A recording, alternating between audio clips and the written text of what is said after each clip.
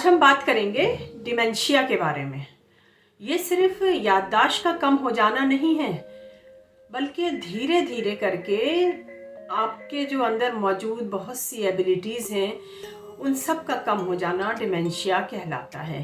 तो डिमेंशिया जो है एक ऐसी हालत है जिसमें कि आपके अंदर सोचने की ताकत, समझने की ताकत, डिसीज़न मेकिंग, किसी चीज़ का आपको फ़ैसला लेना है वो नहीं कर पाते। फिर रोज़मर्रा की जो डेली एबिलिटीज़ हैं आप करते हैं वो सब आपको धीरे धीरे करके कम होने लगती है। तो इसी का नाम जो है डिमेंशिया है और इसमें पेशेंट को बहुत ज़्यादा दिक्कत आने लगती है।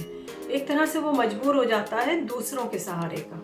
डिमेंशिया का मतलब होता है लॉस ऑफ ब्रेन फंक्शन, जिसमें कि सोचने और समझने की ताकत जो होती है ना बिल्कुल ख़त्म हो जाती है और ब्रेन जो है आपका वो ठीक से काम नहीं करता है। कभी याद आ गया, कभी भूल गए, कभी कोई भी सोचने, कोई आपसे कह रहा है कुछ फ़ैसला लेने को तो आप फ़ैसला नहीं ले पा रहे हैं। आपका बिहेवियर, आपकी लैंग्वेज सब चेंज हो जाती है। कभी एकदम से आपको गुस्सा आ जाएगा, कभी किसी और को आप कहने लगेगा, जैसे कोई आया आपके घर तो कहने लगेगा कि ये तो वो है मेरा जान पहचान का, मेरी माँ है या मेरा भाई है, या मतलब वो पहचानने में भी उसको दिक्कत होने लगेगी।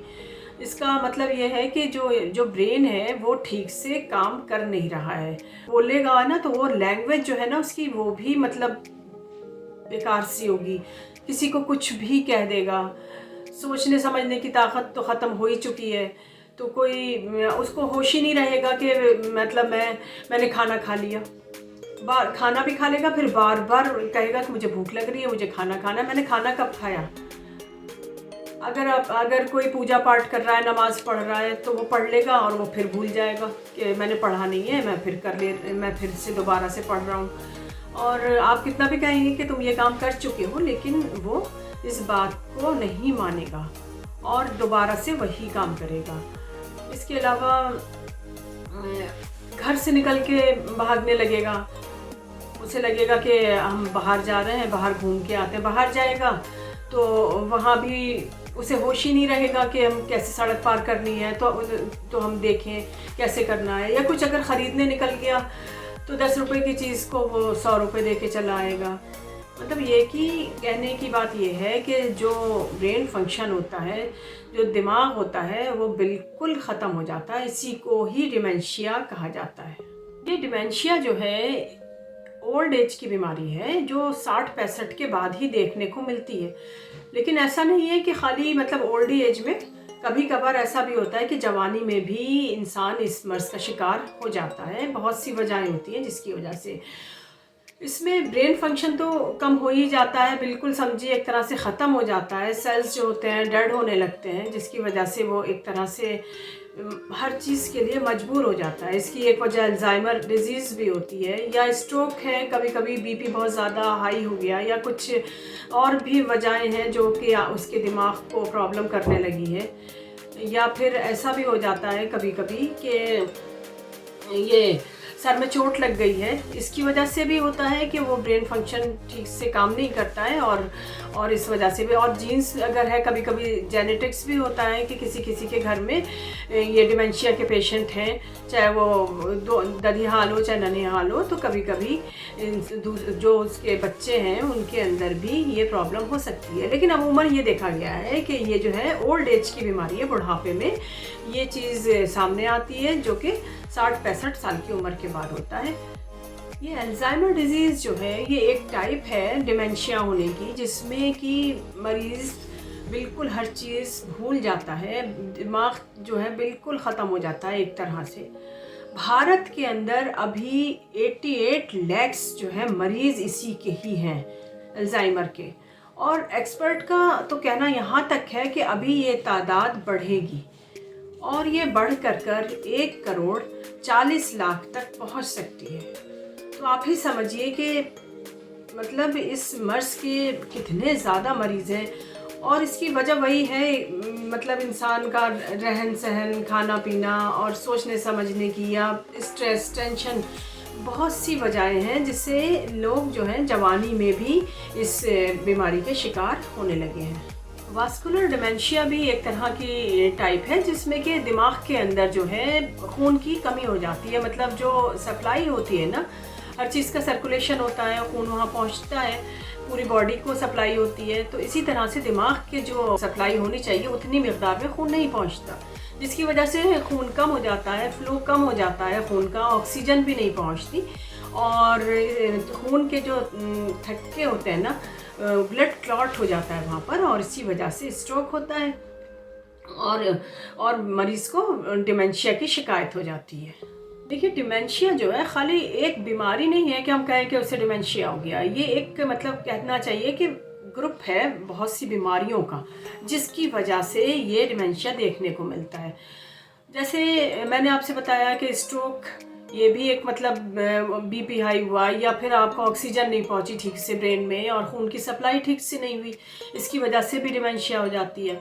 इसके अलावा कभी कभी ऐसा भी होता है कि सिफिलिस है या HIV का कोई मरीज़ है, वो अंदर घुस गया उसका वो जो है जरासीम, तो उस वजह से भी ये मतलब डिमेंशिया देखने को मिलता है। इसके अलावा कभी कभी ऐसा होता है कि आपके दिमाग पे चोट लग गई और इतनी गहरी चोट थी कि उसके अंदर इन्फेक्शन हुआ, इस वजह से भी ये डिमेंशिया देखने को मिलता है।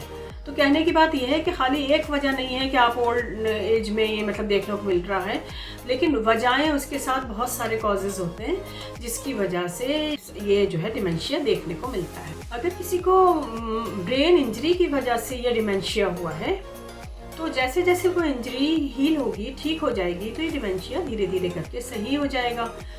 इसके अलावा कभी ऐसा होता है कि आपके अंदर ब्रेन ट्यूमर है, तो जब ट्यूमर का आप इलाज कराएंगे, उसका ऑपरेशन वगैरह हो जाएगा, ठीक हो जाएगा, तो फिर उसमें भी डिमेंशिया की कैफियत हो जाती है ट्यूमर में। तो जब वो आप उसका इलाज करेंगे तब भी वो मतलब ठीक हो जाएगा, डिमेंशिया की कैफियत ठीक हो जाएगी। इसके अलावा कभी कभी ऐसा भी होता है कि बहुत से लोग शराब पीते हैं, तो आप जब ये दारू बंद करेंगे पीना, तो भी ये जो इसकी कैफियत है डिमेंशिया की ठीक हो जाती है। क्योंकि डिमेंशिया, जब जाहिर सी बात है, इसमें अकल बिल्कुल काम नहीं करती है। अच्छा, कभी शुगर के पेशेंट हैं, डायबिटीज़ के, तो उसमें भी ऐसा देखा गया है कि जब मरीज़ में शुगर ज़्यादा बढ़ती है या शुगर कम हो जाती है, तो उसमें भी डिमेंशिया की शिकायत हो जाती है। वो एकदम से उसे कुछ समझ में ही नहीं आता, उसकी सारी पावर खो सी जाती है, उसे ना तो सोचने समझने की ताकत नहीं रहती, कोई फ़ैसला नहीं ले पाता, हर तरह से उसको मतलब अपने आप को वो मजबूर समझता है।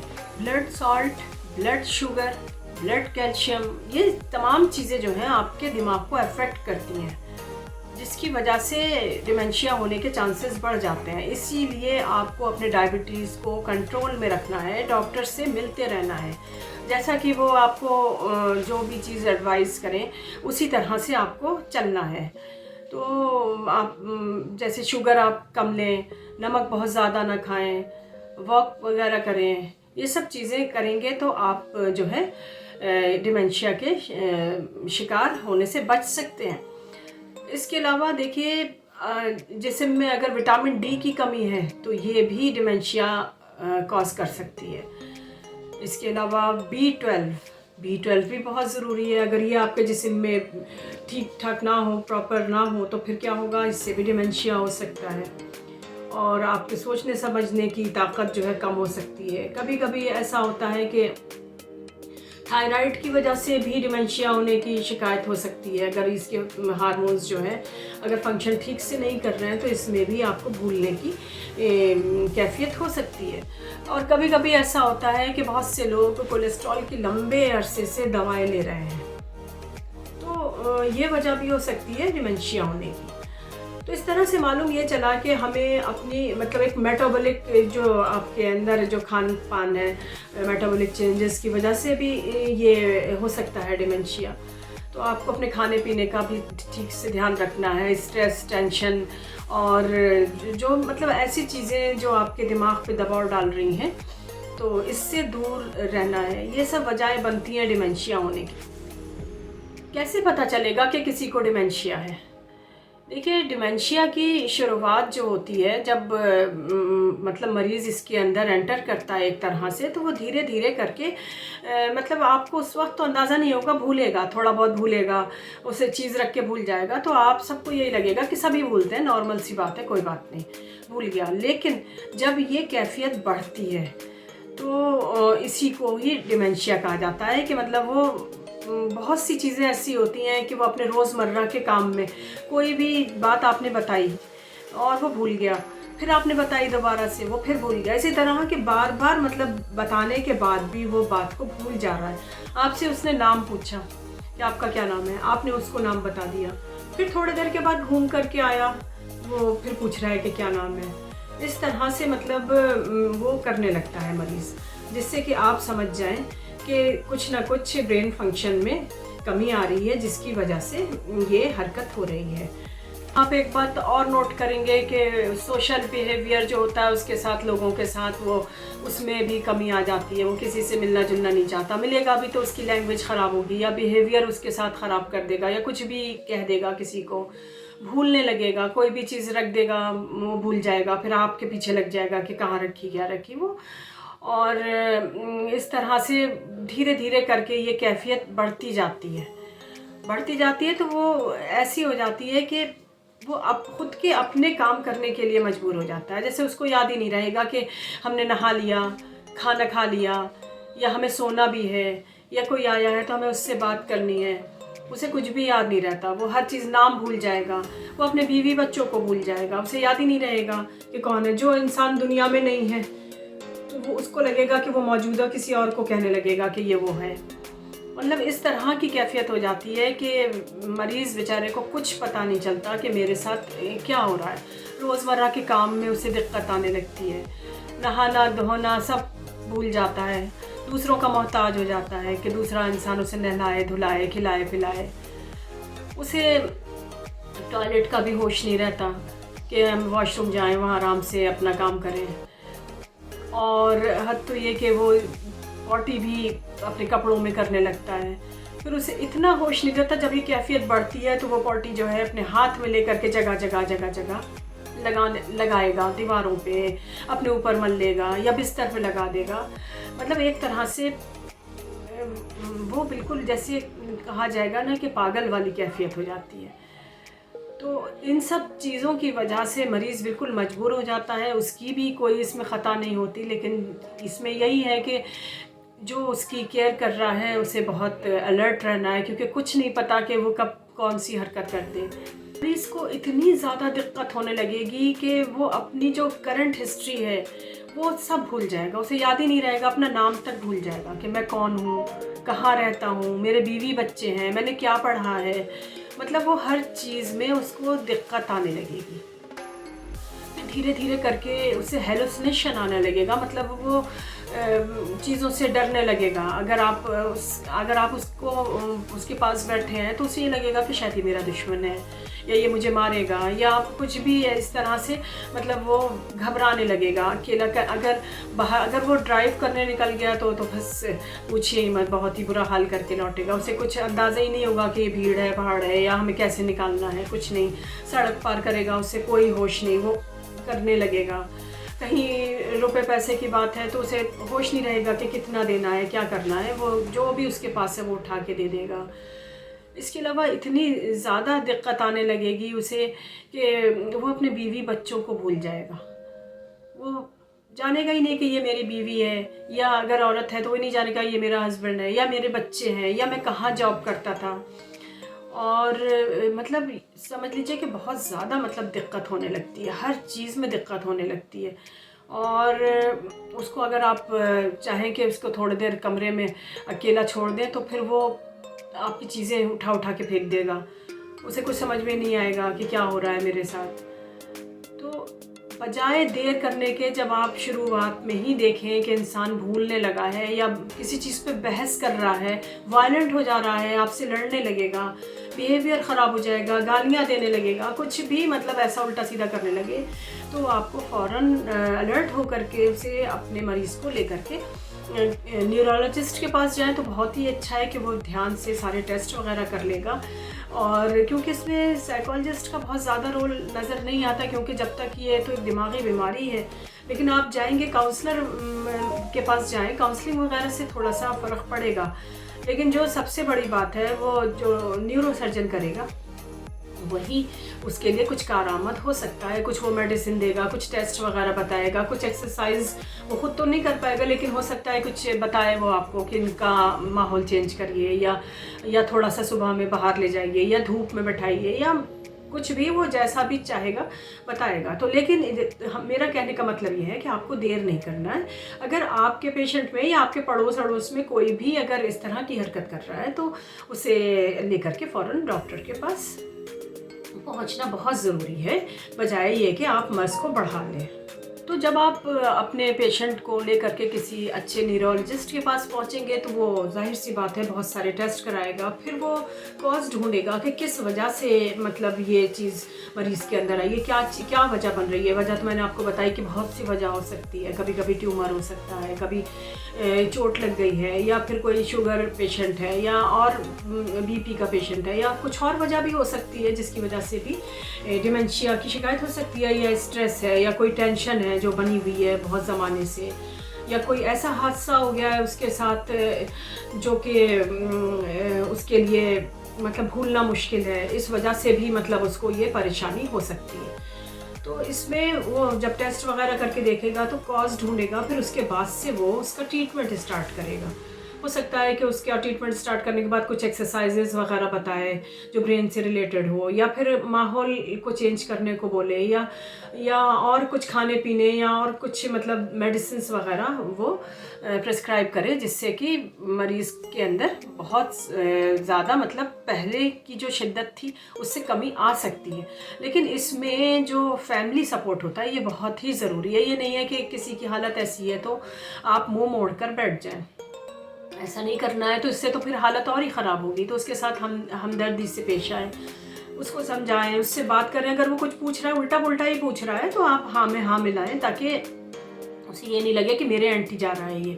अगर आप ऐसा करेंगे तो वो आप पर ही चिपक जाएगा। तो इस तरह से आप करेंगे तो आपका मरीज़ काफ़ी हद तक बेहतर हो सकता है। इस तरह के मरीज़ जो होते हैं ठीक भी होने लगते हैं, लेकिन इसमें आपका प्यार, आपका सपोर्ट, फैमिली सपोर्ट, सबका साथ ज़रूरी है। और वक्त पे उनको दवाइयाँ देना, उनके साथ बातें करना, चाहे वो कुछ भी बात कर रहे हैं, ये ना कुछ सोचें कि वे ना उनका मजाक बनाए।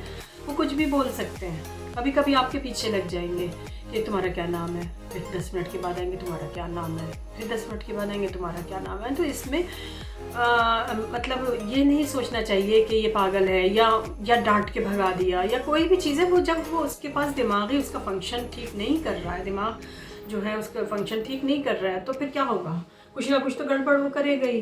तो इसमें हमें बहुत हिम्मत और सब्र के साथ काम करना है। उसका दवा इलाज उसको वक्त पे एक्सरसाइज के लिए जैसा भी डॉक्टर ने बोला है लेकर जाना, या अगर आपको घर पे बताइए तो वो करवाना, उसको खाने पीने की जो भी दवा दी है वो करना, उसकी डाइट का ध्यान रखना, मेंटल सपोर्ट देना। ये नहीं है कि हर कोई उसे इग्नोर कर रहा है, अकेला पड़ा हुआ है, ये सब करना। उसकी हाइजीन का ध्यान रखना, ये सब आपको करना है। उनको नहलाना धुलाना, पॉटी पेशाब अगर वो नहीं बता पा रहे हैं तो डायपर वगैरह लगा कर रखिए ताकि वो जो आपको परेशान ना करें, क्योंकि वो बांधने भी नहीं देंगे अपने को डायपर, क्योंकि उनकी अकल तो है नहीं। उन्हें यही सोचेंगे कि पता नहीं क्या मुसीबत है, ये उसको खोलेंगे, ऐसे बहुत सारे करेंगे। तो लेकिन इस तरह से आपको करके रखना है, और उसके साथ कोई ना कोई रहे ताकि वो कुछ उल्टी सीधी हरकत ना करे। उनके पास ऐसी चीज़ें ना रखें जिससे कि मतलब वो अपने लिए नुकसान पैदा कर ले, या कोई